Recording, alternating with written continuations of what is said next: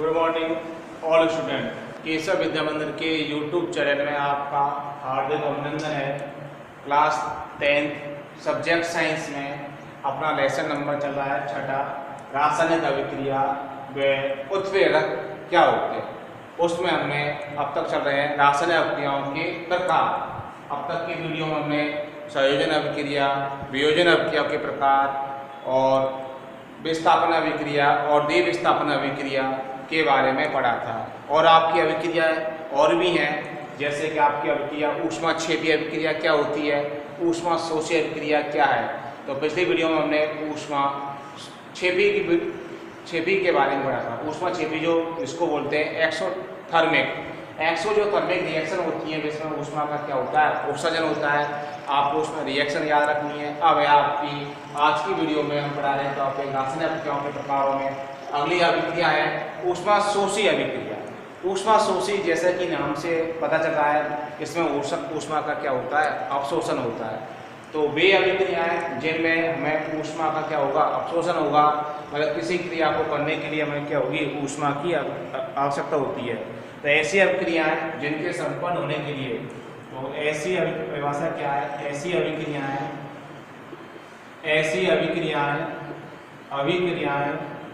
मतलब ऐसी अभिक्रियाएं जिनके संपन्न होने के लिए,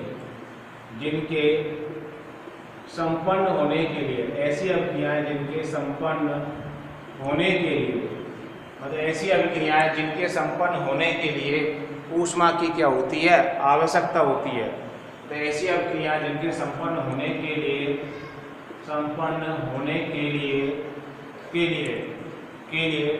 ऊष्मा की आवश्यकता होती है, ऊष्मा की आवश्यकता होती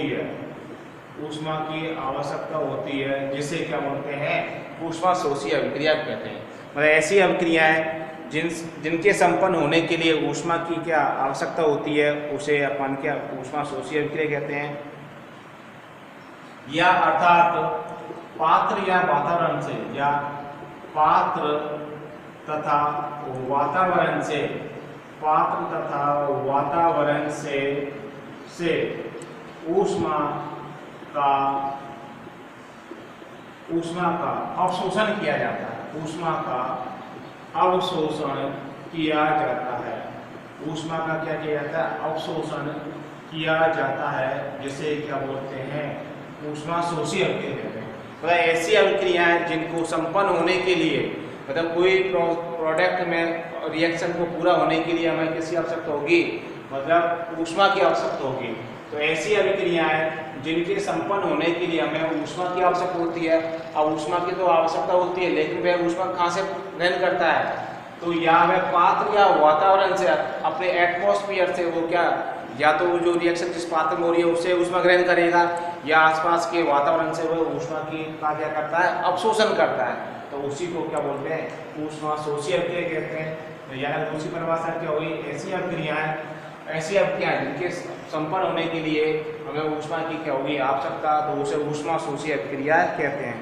तो वे रासायनिक अभिक्रियाएं जिसमें ऊष्मा का अवशोषण होता हो। तो तीसरी परिभाषा भी हो सकती है, वे रासायनिक अभिक्रियाएं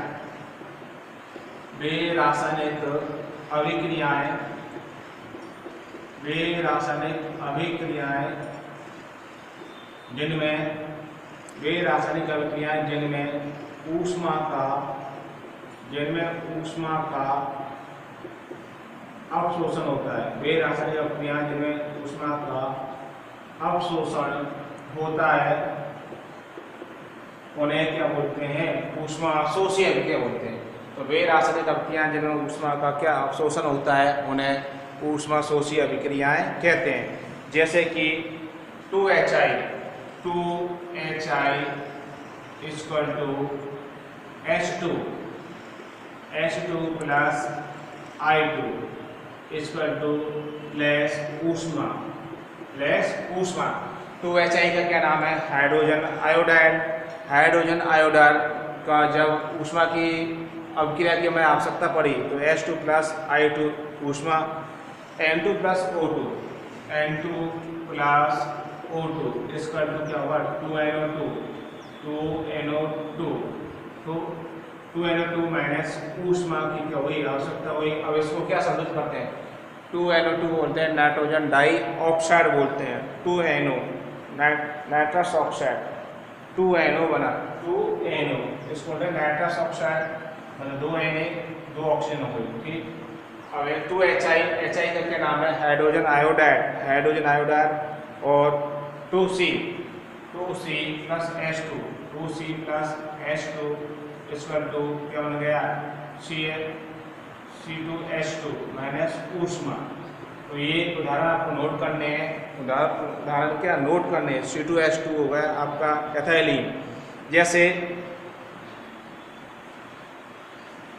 एक और क्या है, ये तो क्या है उदाहरण, रिएक्शन के क्या उदाहरण है। 2HI को बोलते हैं hydrogen iodide equal to H2 plus I2 minus ऊष्मा। एक चीज देखो, जैसे आपने पढ़ा ऊष्मा क्षेपी पढ़ा, आपने क्या पढ़ा, ऊष्मा क्षेपी पढ़ा। ऊष्मा क्षेपी जो अभिक्रिया होती है उसमें ऊष्मा का क्या होता है, उत्सर्जन होता है, निकल रही, मतलब उसमें ऊष्मा क्या रही है, त्याग रही है। अब ऊष्मा का क्या होगा, त्यागना, निकलना, देना। अब जब कोई पदार्थ या परमाणु ऊष्मा त्यागता है तो उस पर आवेश क्या जाएगा, प्लस आएगा। तो यहाँ जब प्लस का निशान आता है, यहाँ जब प्लस का ऊष्मा में जब प्लस का निशान आएगा तो वो ऊष्मा क्षेपी होगी। नेगेटिव कब आएगा, ऊष्मा से हमने कि ऊष्मा की क्या हुई, आवश्यकता हुई, आवश्यकता वो ऊष्मा ग्रहण करेगा, ग्रहण करता है तो उसका आवेश कैसा आएगा, नेगेटिव आएगा। तो ये ऊष्मा शोषण, इस प्रकार से हम इसको याद रख सकते हैं। रिएक्शनों को याद रखने के लिए टिप बताइए, जानकारी बताइए, जैसा उचित समझे उस प्रकार से आप इसको क्या याद रख सकते हैं। त्यागना आता है तो ऊपर आवेश आता है और ग्रहण करने पर नेगेटिव चार्ज आता है, वो इस प्रकार से। तो जस्ट होता है, इसमें कंफ्यूज मत होना, उदाहरणों में क्या आप कंफ्यूज हो जाते हो। जिस प्रकार से जल में शक्कर घोलने पर, एक और उदाहरण है, जिस प्रकार जल में शक्कर घोलने पर, एक और रिएक्शन का उदाहरण है कि जल में शक्कर घोलने पर, जल में शक्कर घोलने पर, जल में शक्कर घोलने पर, जल में पानी का डालने, चीनी डालें, शक्कर घोलने पर उस विलयन का तापमान, जल में शक्कर घोलने पर उस विलयन का तापमान कम हो जाता है। उस विलयन का तापमान क्या हो जाता है, कम हो जाता है, मतलब उस विलयन का टेम्परेचर क्या हो जाएगा, डाउन हो जाएगा। उस विलयन का तापमान कम हो जाता है, जिसे ऊष्मा शोषी अभिक्रिया भी कह सकते हैं। तो इस प्रकार से आपकी क्या ऊष्मा शोषी व ऊष्मा क्षेपी अभिक्रिया क्या हुई, पूर्ण हुई। तो अगली अभिक्रिया मतलब क्या हुआ, जल में अपने शक्कर घोली तो उस विलयन का तापमान स्वतः ही क्या हो जाता है, कम हो जाता है, ठीक। अब सोरे को जब गर्म करते हैं उस विलयन का टेम्परेचर भी क्या हो जाता है, कम हो जाता है। अब है आपकी मुख्य जो अभिक्रिया है आपको पूछी जाती है बोर्ड में, वो अभिक्रिया देखो कौन सी है, ऑक्सीकरण में अपचयन अभिक्रियाएं क्या होती हैं। तो टॉपिक अपना अगला है, उसको महत्वपूर्ण तरीके से समझ लेना कि ऑक्सीजन में अपचयन अभिक्रिया किसे कहते हैं। तो अगली अभिक्रिया आ रही है आपकी महत्वपूर्ण, ऑक्सीकरण में अपचयन अभिक्रिया किसे कहते हैं। जैसे कि देखो ऑक्सीकरण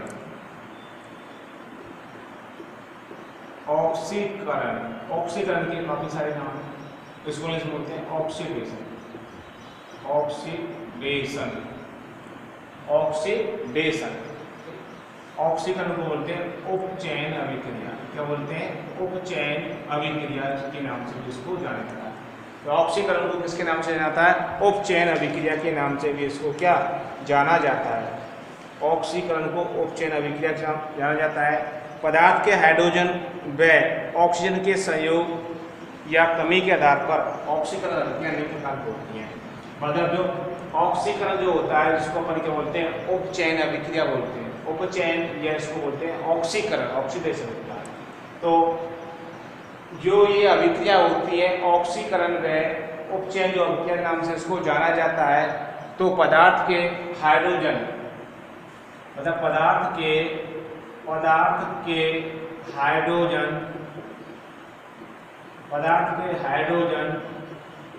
वो कह रहा है पदार्थ के क्या, हाइड्रोजन व ऑक्सीजन के संयोग, पदार्थ के हाइड्रोजन व ऑक्सीजन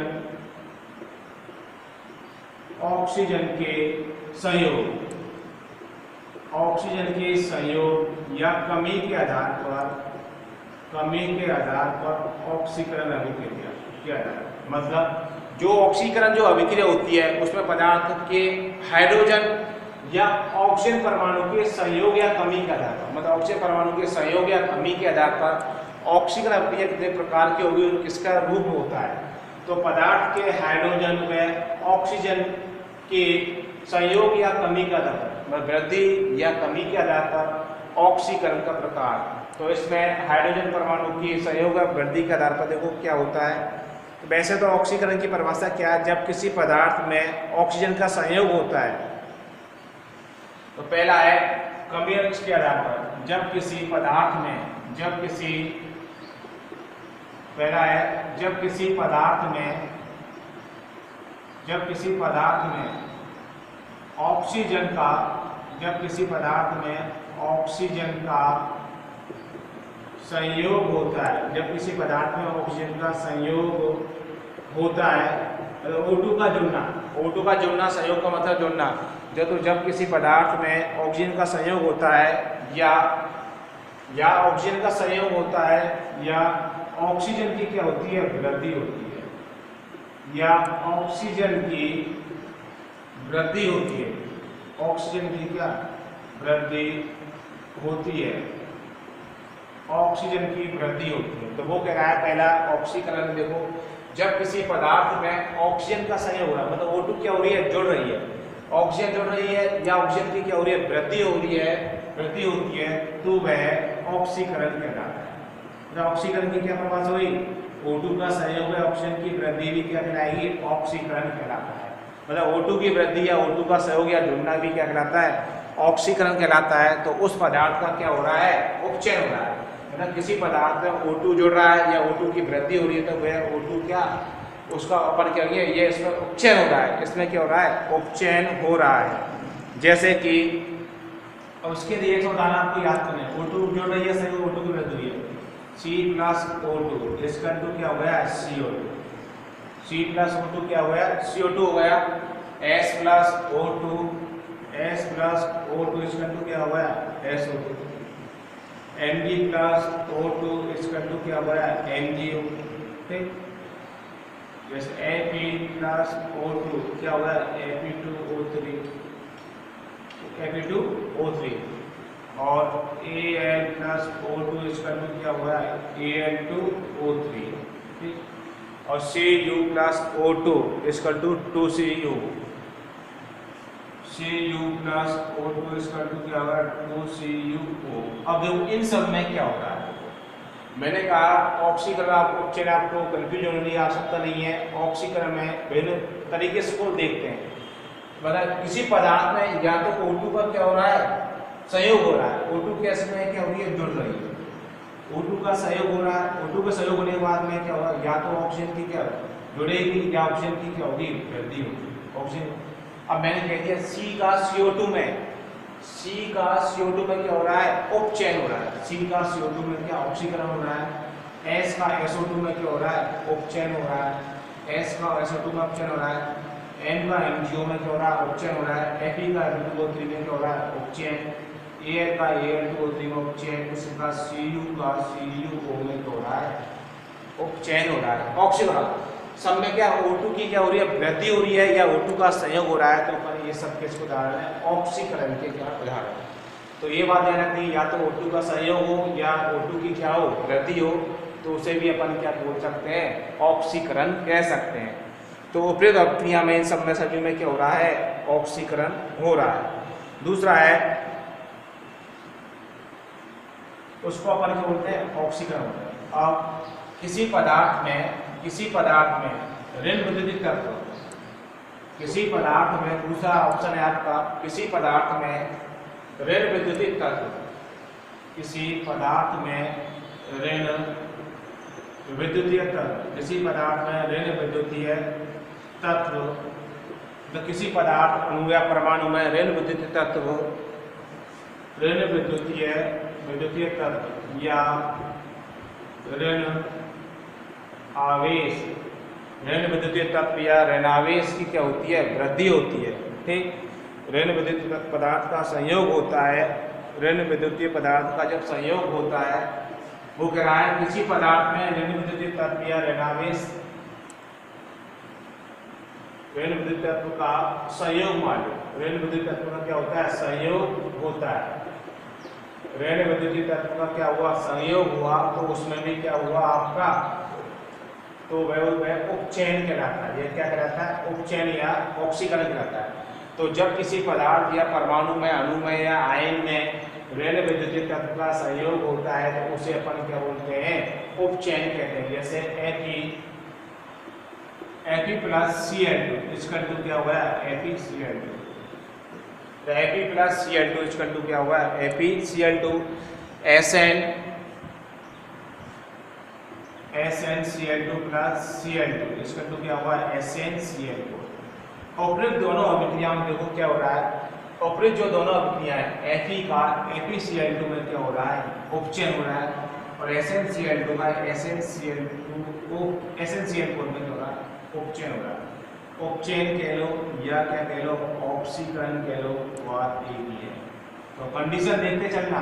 पहले का ऑक्सीजन का संयोग या ऑक्सीजन की क्या हुआ? वृद्धि हुई। तो नोट कर चलना, O2 का संयोग या वृद्धि, ऑक्सीजन की क्या होती है? वृद्धि होती है। ये उपचयन कौन? दूसरा है ऋण विद्युतीय तत्व का संयोग। ऋण विद्युतीय तत्व का संयोग। तो आपको ऑक्सीकरण किसका आधार पर रहेगा? हाइड्रोजन परमाणु या ऑक्सीजन परमाणु की संयोग या वृद्धि या कमी के आधार पर उसको क्या देखा जाता है? हाइड्रोजन परमाणु या ऑक्सीजन परमाणु के संयोग या कमी के आधार पर ऑक्सीकरण देखें तो अपने ये दो पॉइंट देख लिए। O2 के संयोग उसकी वृद्धि के आधार पर देख लिया और ऋण विद्युतीय तत्व के संयोग या उसकी वृद्धि के आधार पर देख लिया। तो इसमें उपयुक्त जो दोनों अभिक्रियाएं इसमें क्रम से Fe का FeCl2 में क्या हो रहा है? उपचयन हो रहा है। और SnCl2 का SnCl4 में क्या हो रहा है? क्या हो रहा है? ऑक्सीकरण हो रहा है। क्यों हो रहा है? क्योंकि यह ऋण विद्युतीय तत्व जुड़ रही है या ऋण विद्युतीय तत्व में क्या हो रही है? वृद्धि हो रही है। मतलब SnCl2 किस पर हो गया? SnCl4। तो इसमें ऋण विद्युतीय तत्व की क्या वृद्धि होती है। Fe में इस Fe का FeCl2 में क्यों हुआ? क्योंकि यहाँ ऑक्सीजन इसका ऋण विद्युतीय तत्व का क्या संयोग हो रहा है? यहाँ तो वृद्धि हुई, तो देखना पड़ेगा आपको किसमें वृद्धि हो रही है, किसका संयोग हो रहा है। उसके आधार पर आप क्या ऑक्सीकरण देख सकते हैं। तो उपरोक्त अभिक्रिया Fe व SnCl2 का ऑक्सीकरण हो रहा है क्योंकि यह ऋण विद्युतीय तत्व संयोग जुड़ रहा है। अब इस प्रकार हम दे सकते हैं और भी है Mg प्लस 3Mg2। दूसरा है Mg प्लस N2। तो Mg इसको बोलते हैं Mg plus N2। Mg plus इसको Mg2N3 इसको बोलते हैं मैग्नीशियम नाइट्राइड। तो देखो 2Mg और 3 है, इसको बोल दिया हमने 3, 2 आ गया, ये 4। इसी प्रकार FeCl2 का FeCl2 प्लस Cl2 इसका तो क्या होगा? Fe2FeCl3। 2Fe क्या होगा? Cl3। इन दोनों अभिक्रिया में क्या हो रही है? रिएक्शन क्या हो रही है? ऑक्सीकरण हो रहा है। ऑक्सीकरण हो रहा है, उसको अपन क्या बोलते हैं? देखो 2FeCl2, 2Fe Cl2 भी है, 2 दूनी 4 और 2 6, 2 3 6। मतलब उपयुक्त अभिक्रिया में क्या हो रहा है? ऋण विद्युतीय तत्व क्या जुड़ रहा है? उसकी वृद्धि हो रही है, तो यह ऑक्सीकरण माना जाता है। अब बोलोगे इसमें ऋण विद्युतीय तत्व कौन सा है? नाइट्रोजन का ऋण विद्युतीय तत्व का क्या हो रहा है? संयोग हो रहा है। या N का 2 है या क्या हो गया? 3 हो गई। तो उपयुक्त जो अभिक्रिया है जिसमें ऋण विद्युतीय तत्व का संयोग हो रहा है या क्या हो रही है? उसकी वृद्धि हो रही है। तो उपयुक्त चारों अभिक्रियाओं में Fe का FeCl2 में हो गया, SnCl2 का SnCl4 में ऑक्सीकरण हो रहा है, Mg का Mg2N3 में ऑक्सीकरण हो रहा है, FeCl2 का 2FeCl3 में क्या हो रहा है? ऑक्सीकरण हो रहा है। तो उपयुक्त अभिक्रियाएं में ये ऑक्सीकरण के क्या है? उदाहरण है। अब हम तीसरा पॉइंट पढ़ते हैं। हाइड्रोजन निकलती है या हाइड्रोजन की कमी होती है।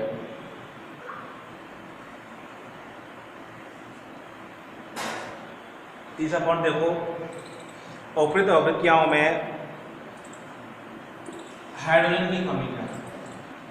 वो कह रहा है, अपन ने पहले पढ़ लिया कि पदार्थ के हाइड्रोजन वह ऑक्सीजन के संयोग में वृद्धि भी हो सकती है और कमी भी हो सकती है। तो कमी के आधार पर अब तक हमने संयोग और वृद्धि के आधार पर पढ़ा, अब पढ़ते हैं कमी के आधार पर ऑक्सीजन किस प्रकार से होता है।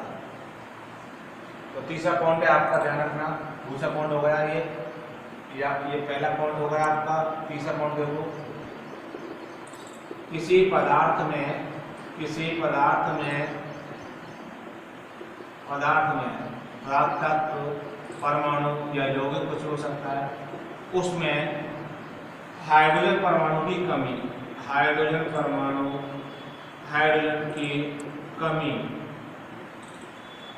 की कमी मतलब किसी तत्व या परमाणु में हाइड्रोजन निकलती है, हाइड्रोजन की कमी या हाइड्रोजन निकलती है, उसकी कमी के आधार पर भी क्या माना जाता है, ऑक्सीकरण माना जाता है। मतलब किसी पदार्थ में हाइड्रोजन की कमी या हाइड्रोजन का निकलना भी क्या माना जाता है, ऑक्सीकरण माना जाता है। उपचयन उसको कह सकते हैं अपन किसी का। तो जैसे देखो H2S इक्वल टू क्या हो जाएगा, H2 plus S। H2S hydrogen जो सल्फाइड है, हाइड्रोजन सल्फाइड क्या में H2S का क्या हो रहा है, S में क्या हो रहा है, उपचयन हो रहा है। क्या हो रहा है, उपचयन।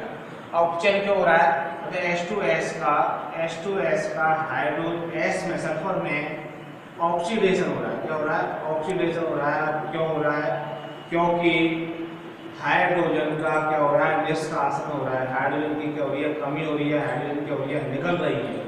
इसलिए H2S का क्या हो रहा है, S में क्या हो रहा है, ऑक्सीकरण हो रहा है। मतलब H2S का S में क्या हो रहा है, ऑक्सीकरण हो रहा है। इस अवधिया में H2 निकल रही है, हाइड्रोजन की क्या हो रही है, कमी हो रही है। इसके और भी उदाहरण है H2S plus I2, H2S plus I2। H2S को क्या बोलते हैं, H2S को बोलते हैं हाइड्रोजन सल्फाइड, I2 हुई आयोडीन आपकी। तो उपयुक्त जो अभिक्रिया है इसमें क्या बनेगा, 2HI plus S, 2HI plus S बन गया। 2HI प्लस क्या बन गया, S बन गया। H2S, तो H2S का S में क्या हो रहा है, H2S का S में क्या हो रहा है, ऑक्सीकरण हो रहा है। क्या हो रहा है, ऑक्सीकरण हो रहा है। तो ये आपके क्या हुए, उदाहरण हुए H2S plus Cl2, H2S plus Cl2, HCl, H2S plus HCl, H2S plus HCl इसका क्या बन गया कि आपका H2HCl, 2HCl plus S, 2HCl plus क्या बन गया, S बन गया, 2HCl प्लस S। या दूसरा देखो उदाहरण C2H6 में क्या जोड़ दो अपन, HCl जोड़ते हैं। C2H6 होता है एथेन होता है। C2H6 क्या होता है, एथेन होता है। C2H6 को क्या बोलते हैं, एथेन बोलते हैं। तो C2H6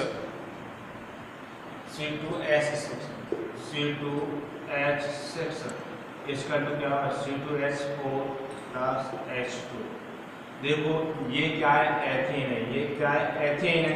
ठीक, अब मैंने कहा हाइड्रोजन परमाणु की कमी है, उसके निष्कासन के आधार पर क्या उपचयन माना जाता है, ऑक्सीकरण माना जाता है। H2S का S में क्या हो रहा है, उपचयन हो रहा है। H2S का S में उपचयन हो रहा है। यहाँ एथेन है, यहाँ हाइड्रोजन परमाणु कितने, 6, यहाँ कितने रहेंगे, 4। अब इस H2S6 का H2S4 में क्या हो रहा है, निष्कासन हो रहा है, क्योंकि यहाँ हाइड्रोजन क्या हो रही है, निकल रही है। दो अणु की कमी आ रही है, निकल रही है। इसमें हाइड्रोजन में H2S का S में क्या हो रहा है, ऑक्सीकरण हो रहा है। क्या हो रहा है कि हाइड्रोजन का क्या हो रहा है, निष्कासन हो रहा है। इसी प्रकार इस H2S का भी S में क्या हो रहा है, ऑक्सीकरण हो रहा है, कि हाइड्रोजन का निष्कासन में कमी हो गई है। फिर तीनों जो चारों उपयुक्त अभिक्रिया है, इसमें हाइड्रोजन का निष्कासन या कमी के आधार पर इसको अपन ऑक्सीकरण देख सकते हैं। तो मेन बात ये है, इसमें आपको क्या उदाहरण याद रखते हैं। चौथा पॉइंट है आपका कि किसी पदार्थ में धन विद्युत तत्व की कमी के आधार पर क्या क्या देखा जाता है, धन विद्युत तत्व की कमी है, उसका निष्कासन होना भी क्या है, ऑक्सीकरण कहलाता है। धन विद्युत तत्व का निष्कासन कमी के आधार पर ऑक्सीकरण किस प्रकार से होता है। तो चौथा पॉइंट याद रखना, किसी पदार्थ में धन विद्युत तत्व की कमी, किसी पदार्थ में धन विद्युत तत्व की कमी या उसका निष्कासन भी क्या कहा जाता है, ऑक्सीकरण कहा जाता है।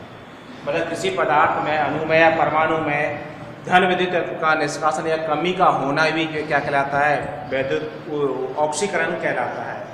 मतलब जैसे कि ऑक्सीकरण धन विद्युत तत्व इसका कहलाता है, धन विद्युत तत्व हाइड्रोजन उसका निकलना भी क्या कहलाता है, ऑक्सीकरण कहलाता है। तो अभिक्रिया देखो 2KI को बोलते हैं H2O2। 2KI होता है पोटेशियम आयोडाइड, ये हाइड्रोजन पेरोक्साइड, H2 को क्या बोलते हैं, हाइड्रोजन पेरोक्साइड। अब इसमें धन विद्युत तत्व कौन सा होता है, K हो रहा है। अब KI का किस में चेंज होना है, I2 में ये परिवर्तित होता है, तो इसको बोलते हैं KOH equal to KI2 plus KI2। अब इसको देखो, ये समीकरण आपको याद रखना है। मतलब KI प्लस H2O2, मतलब पोटेशियम जो आयोडाइड है हाइड्रोजन पेरोक्साइड जब क्रिया करता है तो KOH प्लस I2 बनता है। अब देखो यहाँ 2K कितने के हैं, 1K, यहाँ भी 1K हो गया, ये 2K हो गए, तो 2 आगे लगाओ, 2K हो गए, ठीक। अब आते I कितनी है, 2I I2 हो गए। अब H2O2 सही है, 2 O2 हो गए और 2 H2 हो गए। अब मैं कह रहा 2KI का I2 में क्या हो रहा है, ऑक्सीकरण हो रहा है। 2KI का ऑक्सीकरण या उपचयन होता है।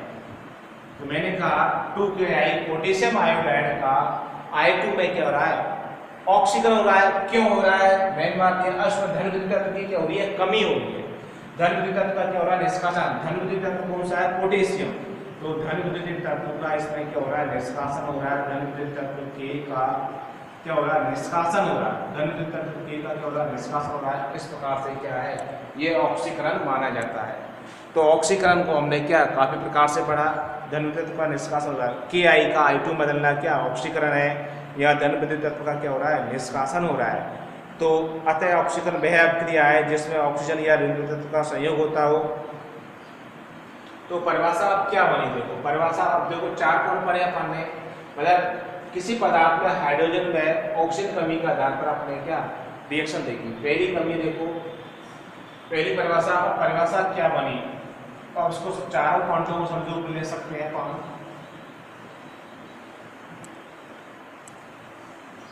चारों पॉइंटों को परिभाषा, ऑक्सीकरण क्या है, चारों को रिएक्शन याद रखिए। ऑक्सीकरण क्या है, ऑक्सीकरण में देखो होता क्या, ऑक्सीकरण वह पदार्थ है, ऑक्सीकरण वह अभिक्रिया है। तो ऑक्सीकरण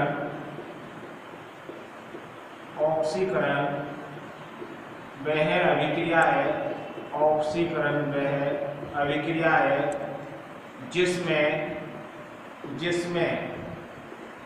पदार्थ, मतलब कोई भी पदार्थ हो सकता है, तत्व, यौगिक, परमाणु या परमाणु, मतलब जिसमें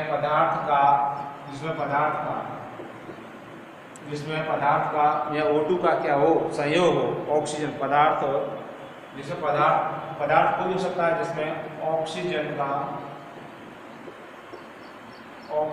जिसमें पदार्थ ऑक्सीजन का संयोग हो, ऑक्सीजन का क्या संयोग हो, या ऋण विद्युतीय तत्व की क्या हो, वृद्धि हो, या ऋण विद्युत तत्व की विद्युतीय तत्व की वृद्धि हो, ऋण विद्युत तत्व क्या वृद्धि हो, तथा हाइड्रोजन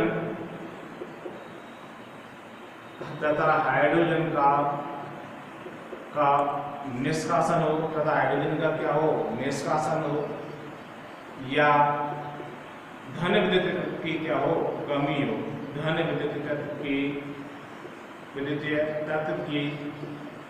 कमी हो, तो वह क्या कहलाता है, कमी हो, उसको कहते हैं ऑक्सीकरण। तो चारों पॉइंटों के आधार पर हमने ऑक्सीकरण की परिभाषा पढ़ी। ऑक्सीकरण वह अभिक्रिया है जिसमें पदार्थ का मतलब कोई भी पदार्थ, परमाणु ऑक्सीजन कोई भी हो सकता है, पदार्थ या अणु या परमाणु आयन हो सकता है। तो जिसमें किसी पदार्थ ऑक्सीजन का क्या हो, संयोग, जिसमें किसी पदार्थ ऑक्सीजन का क्या संयोग हो, या ऋण विद्युत तत्व की क्या हो, वृद्धि हो। दो मुख्य बात चीज याद रखना, ऑक्सीजन का संयोग होगा या ऋण विद्युत तत्व की क्या होगी, वृद्धि होगी, तथा हाइड्रोजन का क्या निष्कासन हो और धन विद्युत तत्व की क्या हो, कमी हो। इसके आधार पर अपन क्या ऑक्सीकरण देख सकते हैं। तो पहली बात तो क्या चीज निकल के आई, O2 का क्या हुआ, संयोग, O2 का संयोग या ऋण विद्युत तत्व की क्या हुई, वृद्धि हुई। अब हाइड्रोजन का क्या हुआ, निष्कासन हुआ या धन विद्युत तत्व की क्या हुई, कमी। तो इसके आधार पर आपने चारों रिएक्शन देखिए, उनके पॉइंट्स देखे, तो इस प्रकार से यह ऑक्सीकरण क्या क्या पूरी है। तो इन चारों पॉइंटों के आधार पर आप ऑक्सीकरण और को छाड़ सकते हैं। ऑक्सीकरण दूसरा नाम क्या, उपचयन होता है। तो आज की वीडियो में ऑक्सीकरण के बारे में इतना ही है, काफ़ी सफिशिएंट है। Thank you.